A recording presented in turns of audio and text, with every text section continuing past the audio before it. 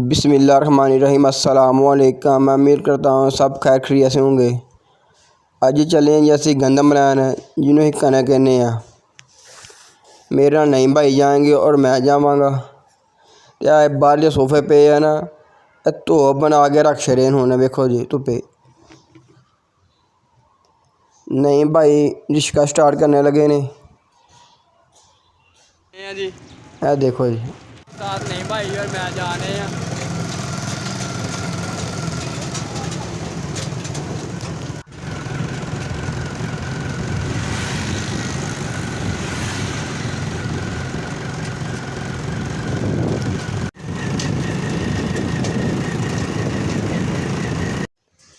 जी जसर भाई पास वाला चौंक है। इसे एक जहाज भी है। देखो जी ऊपर बहुत जो सामने पेट्रोल पंप पे उसे ही पवाना तेल रिश्के दे विच।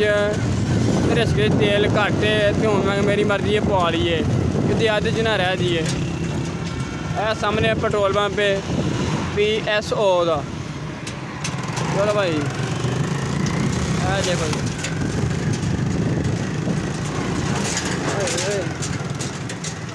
जाने दो उधर।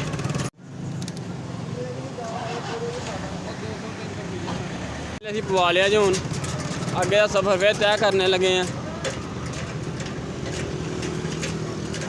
ਨਜ਼ਰ ਆ ਰਹੇ ਨੇ ਇਹ ਫੈਜ਼ ਪਾਰਕ, ਫੈਜ਼ ਅਹਿਮਦ ਫੈਜ਼ ਪਾਰਕ ਹੈ।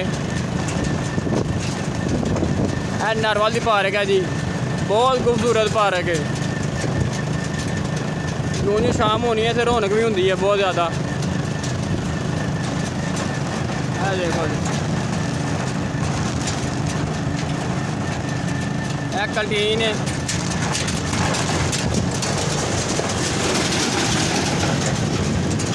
जी नारवाल यूनिवर्सिटी है। बहुत प्यारी बहुत ही खूबसूरत बनी। देखो जी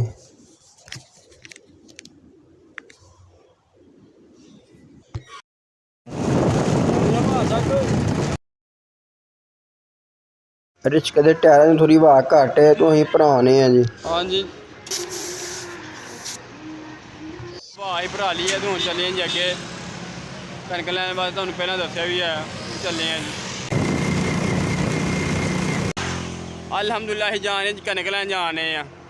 असीं पहुँच गए जसर गाँव है जिन्हों अलीयाबाद भी कहा जाता है, जसर भी कहा जाता है। इत्थे पहुँच के हूँ चलने अगला सफ़र तय करने लगे असीं।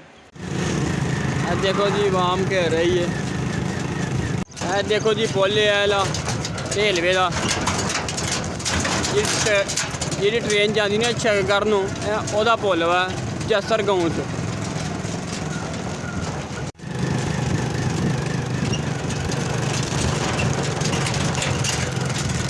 देखो जिस पिंड तुसीं कनक लैनी है ना उस पिंड से पहुँच गए हैं। इस पिंड का नाम है जी पंडोरी। केड़ा कतूरा जे ना कि एह्दा कोई पेंटर शेंटर जां केह्ड़ा वा।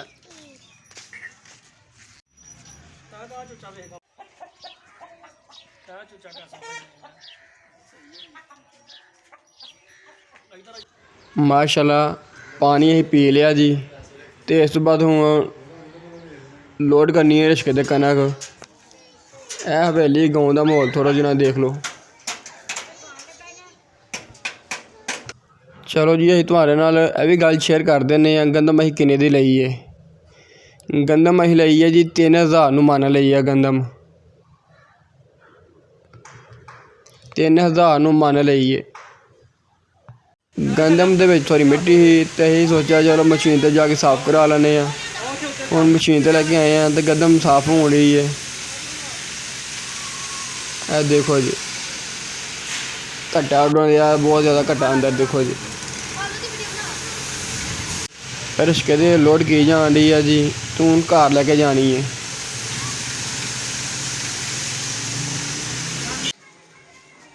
अल्हम्दुलिल्लाह देखें गंदम असीं घर लै आए हैं। देखें कितनी सोहनी गंदम जी।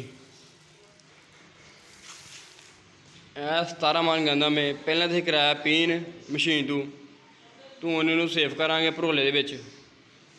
17 मन गंदम है। गंदम दे बड़ी मिट्टी थी। इन्नी कि मिट्टी ने बहुत ज़्यादा मिट्टी थी। तो फिर उन्होंने पीन करा लिया मशीन तो ਮਸ਼ੀਨ ਵਾਲਿਆਂ ਨੂੰ ਇੱਕ ਮਨ ਦੇ 50 ਰੁਪਏ ਦਿੱਤੇ ਨੇ ਜੀ। ਆ ਦੇਖੋ ਜੀ, ਨਹੀਂ ਭਾਈ ਦਾਣੇ ਚੁੱਕਣ ਲੱਗਾ ਤੇ ਜਨੇਲ ਭਾਈ ਦਾਣੇ ਚੁਕਾਉਣ ਲੱਗਾ। ਚਲੋ ਜੀ ਸ਼ੇਰ ਜੀ ਜਲਦੀ ਕਰੋ। ਇਹ ਭਾਜੀ ਭਰੋਲੇ ਦੇ ਵਿੱਚ ਦਾਣੇ ਪਾਉਣ ਲੱਗੇ, ਦਾਣੇ ਆਪਣੇ ਸੇਫ ਕਰਨ ਵਾਸਤੇ ਦਾਣੇ ਸੇਫ ਕਰਨ ਲੱਗੇ ਆ। ਤੁਹਾਨੂੰ ਪਤਾ ਪਿੰਡਾਂ 'ਚ ਭਰੋਲੇ ਸ਼ਰੋਲੇ ਹੁੰਦੇ ਨੇ, ਪਹਿਲਾਂ ਲੰਗੀਟੀਆਂ ਹੁੰਦੀਆਂ ਮਿੱਟੀ ਦੀਆਂ, ਭਰੋਲੇ ਆ ਗਏ ਨੇ, ਹੁਣ VIP ਕਿਸਮ ਦੇ ਭਰੋਲੇ ਨੇ। ਨਹੀਂ ਭਾਈ ਚੁੱਕ ਤੇ ਹੁਣ ਮੈਂ ਵੀ ਚੁੱਕਣ ਲੱਗਾ। ਦੱਸੇ ਭਾਜੀ ਪਹਿਲਾਂ ਗਾਣੇ ਖੋਲਣੇ ਆ, ਜਾਂਦੇ ਸਾਰੇ ਭਰੋਲੇ ਵਿੱਚ ਦਾਣੇ ਪਾਉਣੇ ਆ। ਹੁਣ ਮੈਂ ਚੁੱਕਾ ਲੱਗਾ। ਨਹੀਂ ਭਾਈ ਫਟ ਜਾਗਾ। ਆਈ ਯਾਰ